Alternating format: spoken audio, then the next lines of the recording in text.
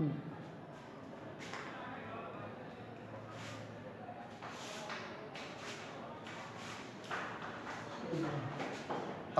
আলাইকুম রহমতুল্লাহ।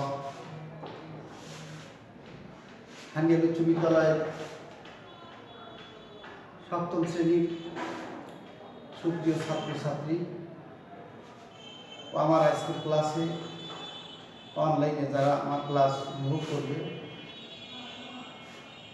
তাদের উদ্দেশ্যে আমি আমার আন্তরিক সালাম ও শুভেচ্ছা আবার দিচ্ছি। আসসালামু আলাইকুম রহমতুল্লাহ। সুপ্রিয় শিক্ষার্থী, আমাদের আজকের আলোচ্য বিষয় সাওম। আরবিতে বলা হয় সাওম, বাংলাতে বলা হয় রোজা। এই সাওম শব্দের শাব্দিক অর্থ হল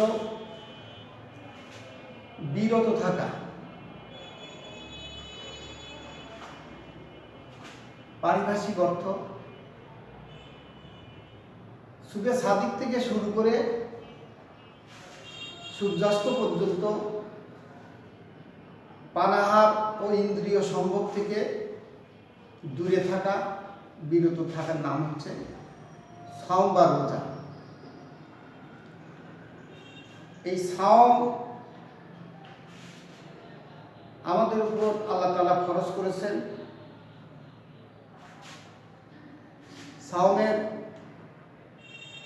সাওম পালন করা আমাদের উপর ফরজ। এই সাওমকে যারা অমান্য করবে, অস্বীকার করবে, তারা কাফির হয়ে যাবে। কারণ আল্লাহর সরাসরি হুকুম, এটা ফরজ। হুকুম করা হয়েছে, অবশ্যই এটা পালনীয়, অবশ্যই করণীয়। বছরে এক মাস, রমজান মাসে এক মাস রোজা ব্রত পালন করা আমাদের উপর আল্লাহ তাআলা ফরজ করেছে। এই প্রসঙ্গে আল্লাহ তাআলা বলেন সূরা বাকারার 183 নম্বর আয়াতে আল্লাহ তাবারক তাআলা এই রমজানের রোজা সম্পর্কে তুলে ধরেছেন। এই রোজা শুধু আমাদের উপরই না, পূর্ববর্তী সমস্ত নবী রাসূলের উম্মতের উপরেও। এই রমজানের রোজা নয় ঠিক, কোন উম্মতের উপর 2 মাস, 3 মাস, 15 দিন এমনি করে তাদের উপরে রোজা ফরজ করা হয়েছে। সেই প্রসঙ্গে আল্লাহ তাআলা বলেন সূরা বাকারার 183 নম্বর আয়াতে আল্লাহ পাক উল্লেখ করেছেন, ইয়া আইয়ুহাল্লাযীনা আমানু কুতিবা আলাইকুমুস সিয়ামু কামা কুতিবা আলাল্লাযীনা মিন ক্বাবলিকুম লাআল্লাকুম তাত্তাকুন। এর অর্থ হলো, হে ঈমানদারগণ, তোমাদের উপর রোজা ফরজ করা হলো যেমনি ভাবে ফরজ করা হয়েছিল তোমাদের পূর্ববর্তী নবী রাসূলের উম্মতদের উপর। পূর্ববর্তীদের উপর ফরজ করা হয়েছিল। আশা করা যায় তোমরা কি হতে পারবে? পরহেজগার হতে পারবে, তোমরা মুত্তাকি জীবন লাভ করতে পারবে। এই উদ্দেশ্যে আল্লাহ তাআলা রমজানের রোজা আমাদের উপর, শেষ নবীর উম্মতের উপর এই এক মাস সিয়াম সাধনা করা ফরজ করেছে। এই সিয়ামের উপর যারা ঈমান এনে যারা পালন করবে তারা মূলত ঈমানদার হবে, তারা মুত্তাকি হবে, তারা পরহেজগার হবে। আর যারা এই সিয়াম থেকে দূরে থাকবে, রোজা থেকে দূরে থাকবে, রোজা পালন করবে না, তারা মূলত আল্লাহকে অমান্য করলো, অস্বীকার করলো, কুফরি করলো, তারা কাফের হয়ে যাবে। কারণ স্বেচ্ছায় কোনো ব্যক্তি যদি শারীরিক সামর্থ্য থাকা সত্ত্বেও এই রোজা থেকে, সিয়াম থেকে দূরে থাকবে, দূরে থাকে, তারা মূলত কাফের। এখন শারীরিক শরীয়তের ওজর থাকতে পারে, শারীরিক অসুস্থতা থাকতে পারে, সেক্ষেত্রে ওই কয়েকদিনের জন্য অথবা বিদেশ সফরে গেলে, বিদেশ সফরে রোজা রাখা কষ্ট হয়, সেক্ষেত্রে আল্লাহ তাআলা ওই কয়েকদিনের জন্য শিথিল করেছেন, না পারো না রাখো, কিন্তু পরবর্তী মাসে, পরবর্তী বছরে যে কোনো মাসে রোজা আসার আগেই, শ্যাম এই রমজান মাস আসার আগেই ওগুলোর কাজা আদায় করলে চলবে। কিন্তু ইচ্ছাকৃতভাবে যদি কেউ একটা রোজাও অমান্য করে, রোজা থেকে বিরত থাকে, এই শ্যাম থেকে বিরত থাকে, তাহলে তার রোজার কাফারাও দিতে হবে, কাজা তো একটার পরিবর্তে একটা কাজা আদায় করতে হবে, তারপরে কাফারা আদায় করতে হবে। কাফারাটা কি আমাদের জেনে রাখা দরকার। কাফারাটা হলো 1060 দিন রোজা রাখবে, একটা রোজার পরিবর্তে ইচ্ছাকৃতভাবে রোজা থেকে বিরত থাকার কারণে আল্লাহকে অমান্য করেছে, আল্লাহর এই হুকুমকে লঙ্ঘন করেছে, এ কারণে তার শাস্তি স্বরূপ আল্লাহ পাক এই বিধান নাযিল করেছে। কি করেছে? একটা রোজার পরিবর্তে একটা রোজা তো কাজা আদায় করতেই হবে, উপরন্তু 60 দিন কাফারা হিসেবে একাধারে 60 দিন রোজা রাখতে হবে। এটা তো যদি অক্ষম হয়, তাহলে 60 জন মিসকিনকে 2 সন্ধ্যা তৃপ্তি সহকারে খানা খাওয়াতে হবে। এতে যদি কেউ অপারগ হয়, তাহলে একটা গোলাম আজাদ, তো সেটা তো আর নাই, গোলাম প্রথা তো আমাদের এই পৃথিবীতে নাই, রাসূলের সময় সেটাকে উৎখাত করা হয়েছে। তো এই দুটো অপশন আছে, যে কোনো একটা পালন করলে চলবে, কিন্তু তারপরেও এর কি হবে না হবে আল্লাহ পাক আল্লাহ ভালো জানে। তো আমরা এই রোজা সম্পর্কে এই লাল্লাকুন তাত্তাকুন বলা হয়েছে, রোজা ব্রত যারা পালন করবে, এই রোজা ব্রত পালনের মধ্য দিয়ে ওই ধনী ব্যক্তি উপলব্ধি করতে পারবে গরিবেরা না খেয়ে থাকলে কেমন লাগে, তাদের অনুভূতিটা ধনীরা যেন অনুভব করতে পারে। রোজা একটা ট্রেনিংয়ের মাস, মুমিনের ইমানদারদের 12 মাসে 1 বছর। এই 12 মাসে 1 বছর আল্লাহ পাক হাসপাতালে যেমন রোগীদের ভর্তি করা হয়, তেমনি আল্লাহ তাআলাও এই একটা বছরে তার মুমিন বান্দারা বিভিন্ন কর্মকাণ্ডে লিপ্ত হয়ে তারা পাপে জর্জরিত হয়ে যায়, দেহ মন অপবিত্র হয়ে যায়। তো সেগুলোকে পবিত্র করার লক্ষ্যে আল্লাহ তাবারক তাআলা এই 1 মাস রোজা ব্রত পালনের ব্যবস্থা করে, অর্থাৎ রোগী যেমন রোগ হলে হাসপাতালে ভর্তি করতে হয়, সুচিকিৎসার উদ্দেশ্যে বড় বড় ডাক্তার সুচিকিৎসা নেয়, ইনজেকশন পুশ করে, একটু ব্যথা লাগে, কিন্তু তারপরেও ডাক্তার দরদ মাখা মন নিয়ে রোগীকে সুস্থ করতে চায়।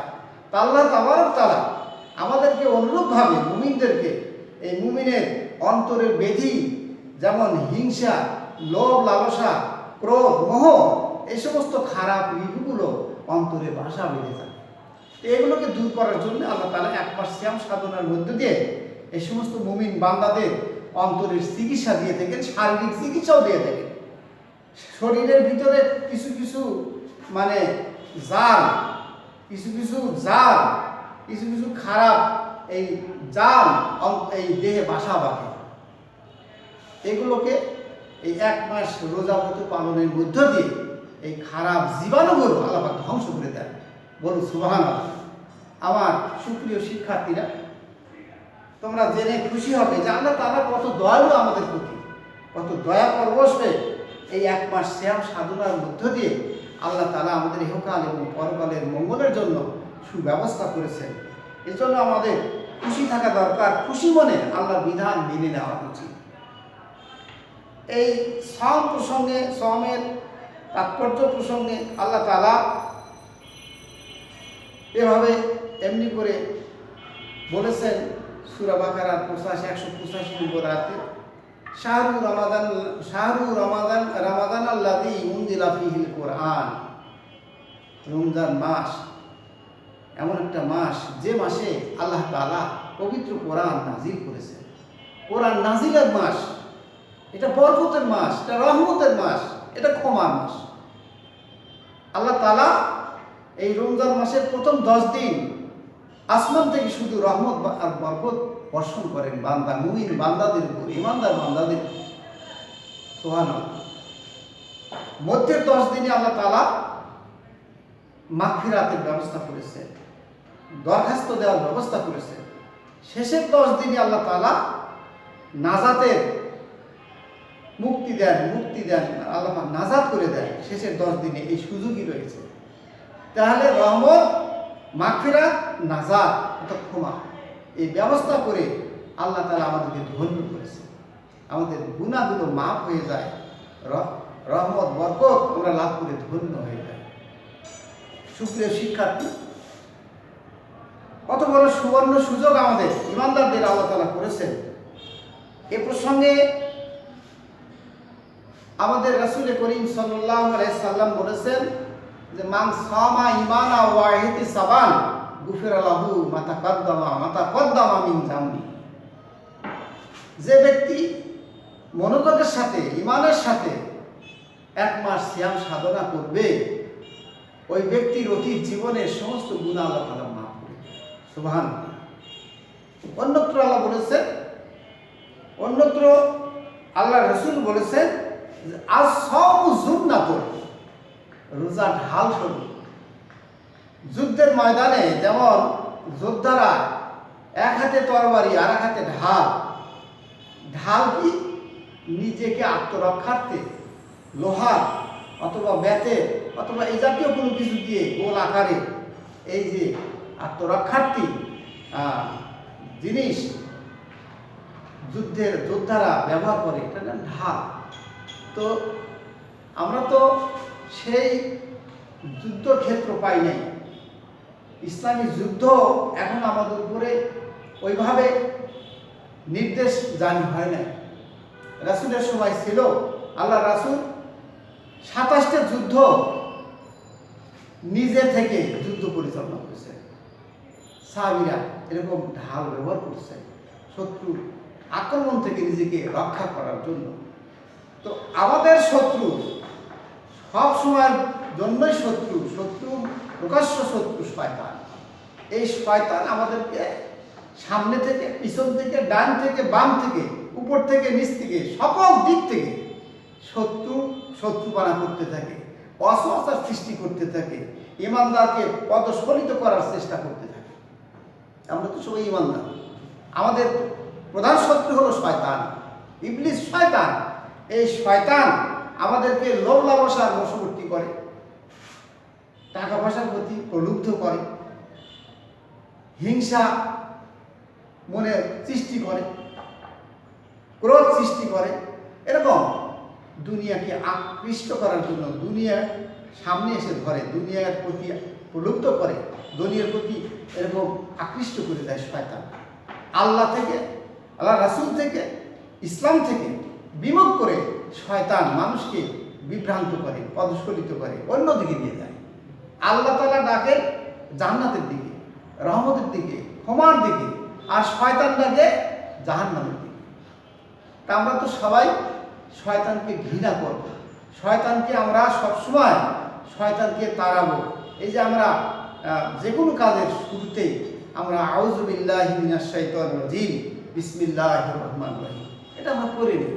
শয়তানকে বিতাড়িত শয়তানের কুমন্ত্রণা থেকে আমরা আল্লাহর কাছে পানা চাই, আর পরম করুণাময় অসীম দয়ালু আল্লাহর নামে শুরু করি। এই যে কথাগুলো, এটা বলা সুন্নাত, এই আল্লাহর নির্দেশ। আল্লাহ রাসূল প্রত্যেকটা কাজে বিসমিল্লাহির রহমানির রহিম করে নিতেন, তাই শয়তান এই কাজে আসতে পারে না, ভাগ বসাতে পারে না। প্রত্যেকটা কাজেই শয়তান ফলো করে আমাদেরকে। আমরা খানা খাই, এই খানা খাওয়ার ক্ষেত্রে যদি বিসমিল্লাহ না বলা হয়, তাহলে শয়তান এসে আমার খানায় ভাগ বসায়। এই খানাতে আমার তৃপ্তি হয় না, পেট ভরে না। কেন? শয়তান এসে আমার সঙ্গে অংশীদার হয়েছে। কি ব্যাপার? এই জন্য আল্লাহ রাসূল, আল্লাহ তাআলা বিসমিল্লাহির রহমানির রহিম এটা নাজিল করেছেন কোরআনে কারিমে, মুমিন বান্দাকে মজবুত করার জন্য, সতর্ক করার জন্য। তো আমরা সাওমের এই তাৎপর্য প্রসঙ্গে অন্য একটা হাদিস আল্লাহ রাসূল বলেছেন, আস-সাওমু লি ওয়া আনা আজজি বিহি। রোজা আল্লাহ তাআলা হাদিসে কুদসির মধ্যে আল্লাহ তাআলার কথা, এটা আল্লাহ রাসূল বলেছেন যে আল্লাহ তাআলা বলেন আস-সাওমু লি, আল্লাহ কথা বলছেন যে রোজা বান্দা আমার জন্য করে, আর এর যে যাজা, এর যে পুরস্কার আমি আল্লাহ নিজে হাতে বন্টন করবো। সুবহানাল্লাহ। সুপ্রিয় শিক্ষার্থী, কত বড় খুশির খবর যে প্রত্যেকটা নেক আমলের সওয়াব আল্লাহ তাআলা ফেরেশতাদের দিয়ে বন্টন করবেন। আর রোজার যে পুরস্কার, রোজার যে যাজা আল্লাহ কি মজুদ করে রেখেছেন, কি বাজেট করে রেখেছেন, সেটা আল্লাহ ছাড়া কেউ বলতে পারে না, ফেরেশতাদের জানাই না। বলছে যে আস-সাওমুলি ওয়া নাজিবিহি, রোজা আমার জন্যই বান্দা করে, কষ্ট করে, আর আমি আল্লাহ নিজে হাতে এ যাজা দেব। একটা দুনিয়াতে লিসাওমি ফারহাতান ইজা তারা ওয়া ইজা লাকিয়া রাব্বাহু ইয়াউমাল কিয়ামা, একটা দুনিয়াতে নগদ নগদ ইফতারের সময় বান্দা খুশি হয়ে যায়। সারাদিন রোজা ব্রত পালনের পর ক্লান্ত শ্রান্ত দেহ নিয়ে যখন ইফতারি খানাকে সামনে করে বসে আর ইফতারি খানা নাড়াচাড়া করে, বান্দা বড় খুশি হয়ে যায়। আর একটা বাকি আছে, যখন আল্লাহ তাআলা ওই রাইয়ান নামক দরজা দিয়ে একটা স্পেশাল জান্নাতের ভিতরে প্রবেশ করতে বলা হবে, ফেরেশতারা বলবে, ও শেষ নবীর উম্মতেরা, তোমরা যারা রোজা ব্রত পালন করেছো তারা তাড়াতাড়ি চলে আসো, এই রাইয়ান নামক দরজা দিয়ে তোমরা প্রবেশ করো। একটু পরেই দরজা বন্ধ হয়ে যাবে। এই দরজা দিয়ে যারা প্রবেশ করতে সক্ষম হবে তারা সুযোগ পাবে, একমাত্র রোজাদার ব্যক্তিরাই। তারা ভিতরে প্রবেশ করে আল্লাহর সান্নিধ্যের, আল্লাহর দেদারের অপেক্ষায় থাকবে। আল্লাহ তাআলা একসময় এসে বান্দাদের সঙ্গে, রোজাদার বান্দাদের সঙ্গে দেখা দিবেন। বান্দাগুলো অপলক নেত্রে দৃষ্টিহীনভাবে তার আল্লাহর দিকে ঢালিয়ে তাকিয়ে থাকবে। এই তাকানো আর তাদের শেষ হবে না, আল্লাহকে দেখার আর শেষ হবে না। ওই যে আমরা গজলে বলি, আসমান সুন্দর জমিন সুন্দর, সুন্দরে সুন্দরে পাল্লা, জানি না কত সুন্দর তুমি আল্লাহ। সুবহানাল্লাহ। আল্লাহ কত মহান, আল্লাহ কত মহিয়ান, আল্লাহ কত বড়িয়া, আল্লাহ কত দয়ালু। সে আল্লাহ আমাদের জন্য খুশির খবর লিখেছেন। ইহকালে একটা, পরকালে একটা, এই দুটো খুশির বিষয়। তো এই রোজা মূলত ছয় প্রকার। রোজাকে 6 ভাগে ভাগ করা হয়েছে। একটা হলো ফরজ রোজা। ফরজ রোজা কেমন? রমজান মাসের রোজা রাখা, এটা ফরজ, আল্লাহ ফরজ করে দিয়েছে। এই রমজানের রোজা কোনো ক্রমে অমান্য করা যাবে না, রোজা থেকে বিরত থাকা যাবে না। আর 2 নম্বর ওয়াজিব রোজা। কোনো মানত করলে, কোনো বিষয়ের জন্য মানত করলে সেই রোজাগুলো পালন করা ওয়াজিব, পালন না করলে কঠিন গুনাহ হবে। 3 নম্বর সুন্নত রোজা। সুন্নত রোজা কোনগুলো? আল্লাহ রাসূল যেগুলো করেছেন, যেমন আরাফার দিনের রোজা, আশুরার দিনের রোজা, এই রোজাগুলো সুন্নত। তারপরে 4 নম্বর মুস্তাহাব, অর্থাৎ প্রত্যেক চন্দ্র মাসের 13, 14, 15 তারিখে রোজা রাখা মুস্তাহাব। এছাড়াও প্রতি মাসের সোমবার, বৃহস্পতিবার এই রোজা রাখা মুস্তাহাব। 5 নম্বর নফল রোজা। ফরজ, ওয়াজিব, সুন্নত, মুস্তাহাব বাদে এবং বছরে 5 দিন রোজা রাখা হারাম। 2 ঈদের দিন এবং অর্থাৎ ঈদুল ফিতর, ঈদুল আজহা, এই 2 দিন, আর ঈদুল আজহার পরের 3 দিন, এই বছরে 5 দিন রোজা বাদে। আর ওই ফরজ, ওয়াজিব, সুন্নত, মুস্তাহাব বাদে যে সকল রোজা আছে সারা বছর রোজা রাখা, এগুলো নফল। মাকরু, সর্বনিম্ন মাকরু রোজা। মাকরু রোজা কোনগুলো? মাকরু হচ্ছে, মাকরু আবার 2 প্রকার, মাকরু তাহরিমি আর মাকরু তানজিহি। মাকরু তাহরিমি কোনগুলো? বছরে হচ্ছে 5 দিন রোজা রাখা, মাকরু তাহরিমিটা হারাম। আর তানজি কোনগুলো? যেমন আল্লাহ রাসূল মক্কা থেকে যখন মদিনায় হিজরত করে গেলেন, তো দেখেন যে মদিনার ইহুদি নাসারারা একদিন রোজা রেখেছে, 10 তারিখে রোজা রেখেছে। জিজ্ঞেস করলেন আল্লাহ রাসূল, তোমরা কিসের রোজা রেখেছো? তারা বললো যে আমরা আজকে আশুরার রোজা। তো আল্লাহ রাসূল সাহাবীদের বললেন যে আমরা একটা নয়, আগামী বছর থেকে আমরা 2টা রোজা রাখবো, আশুরার দিন এবং পরের দিন অথবা আগের দিন 2টো রোজা রাখবো, 9 তারিখ, 10 তারিখ অথবা 10 তারিখ, 11 তারিখ, এমনি করে আমরা রোজা রাখবো। তো এই রোজা সিয়াম সম্পর্কে আমরা সবাই মুসলমান, আমরা সবাই সতর্ক থাকবো। আমরা কোনো ক্রমেই এই রোজা ব্রত পালন থেকে যেন আমরা বিরত না হই। আল্লাহ তাআলা আমাদেরকে সকলকেই এই রোজা ব্রত পালনের সুযোগ দিয়ে আমাদেরকে ধন্য হওয়ার, আল্লাহর খাঁটি বান্দা হওয়ার তৌফিক দান করুক। সবাই বলি আমিন। আজকের দিনের জন্য আমার আলোচনা এখানে শেষ করছি। ইনশাআল্লাহ আগামী দিনে তোমাদের সঙ্গে দেখা হবে। আসসালামু আলাইকুম রহমতুল্লাহ।